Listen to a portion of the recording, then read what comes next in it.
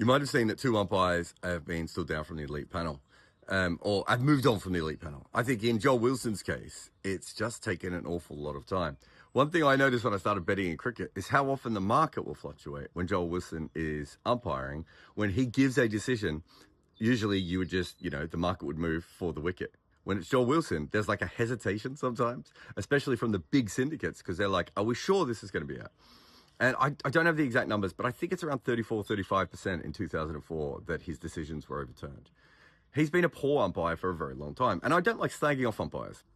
It's a tough job. I don't think they're trained very well. We want more people to try and do it.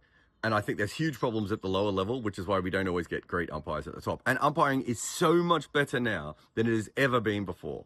I watch so many hours of old cricket. It's so much better. But there has to be accountability with umpiring, right? There has to be the same with a player. If you're in bad form, you go back to a lower level and deal with that for a while and then come back again. Like, that's just a normal thing to have happen. And I hope Joel Wilson goes off and maybe they can give him some coaching or some training, or, he can learn his spark again. And if not, he disappears and we find another umpire. But that's how we have to think about umpiring. Not just you're on the elite panel and you're there forever.